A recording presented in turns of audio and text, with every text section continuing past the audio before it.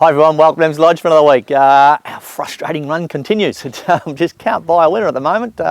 Anyway, a couple of horses I thought raced really well without any luck again this week. So yeah, just we're either getting caught on the fence and no luck or coming 25 deep with no luck. But anyway, well, hopefully we can change that around this week.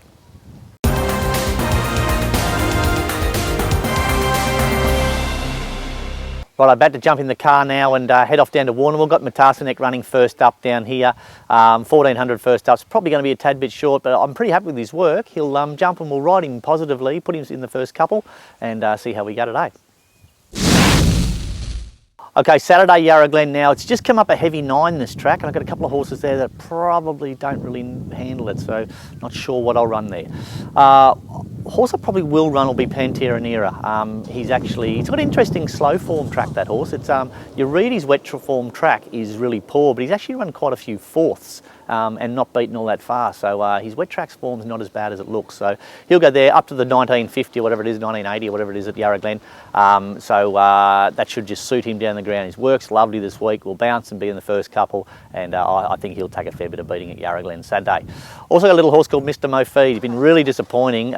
Ton of ability, this horse. He's just been really disappointing. So we've actually been taking him into the track in at Geelong and giving him a gallop in there, something really different for him. And he's been going in there and having a big sweat and that sort of stuff, and changing all his routine around, and see if that improves him. So hopefully it does, because I really like the horse. He's just his form's just ordinary, but he is a better horse than what his form will tell us.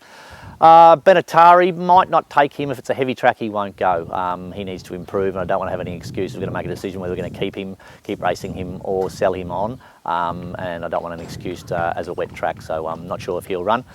And One Penny Red at Bendigo the other day. Geez, I don't know, he jumped out and was caught wide. The rider elected to go back and save ground, and then pulled out and went 5, 6, 7, 8 deep on the corner, and he worked home, got beaten about 3 lengths, and probably should have clearly won if he had any sort of luck. So might even back him up Saturday. I'll accept with him and see how it is. Might put an old school rider on if someone's going to dig him out, put him up in the first couple, give him a good kick in the guts, and fitness isn't a query, but just needs to be put into the race and given half a chance. He just he had a couple of runs this time in where things haven't gone his way. It's been, I don't know if it's been pilot error or just bad luck, but he might go around there. If not, he'll wait for another week.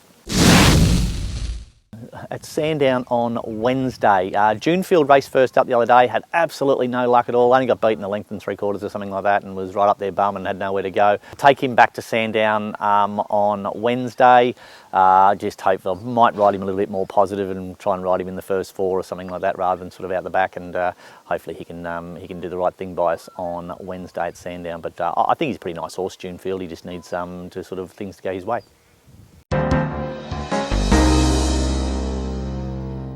G'day guys, welcome to Around the Stables. This week's horse is probably the biggest horse in the stable, Diamond Luke. He's a big monster, but big sort of raw green sort of bugger, but shows us enough certainly. And he went to the trials on Tuesday and air trialled reasonably impressive. He's a horse that I think will be better off out wide and given a bit of time and room to wind up, but even on the inside the other day, he sort of, when the gap came, he darted through and he won his trial, but it was only a Camperdown trial on a Tuesday. But for a horse that I think is going to improve and improve and improve, yeah, it was certainly impressive enough.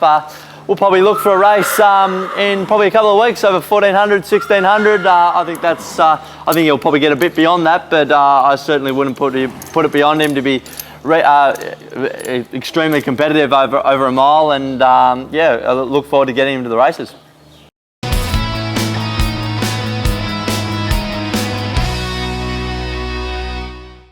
Okay, I'm your guest tipster tomorrow, Adrian Buckley. I've had a few notable horses with Jamie. Fill the Fridge and Frothy, both winners for the stable. We had a lot of fun. Blue Diamond Day tomorrow.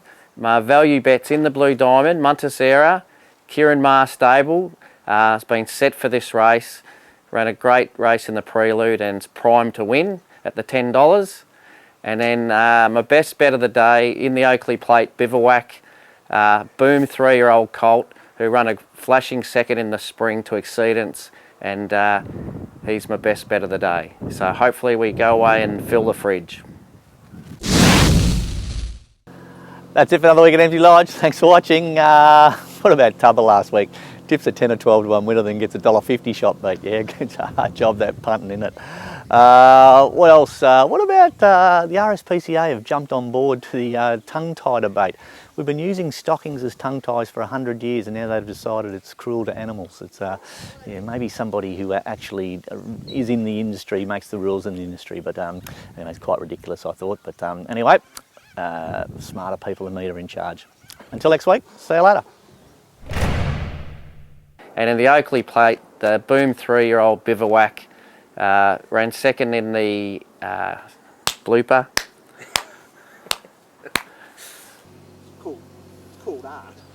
Right.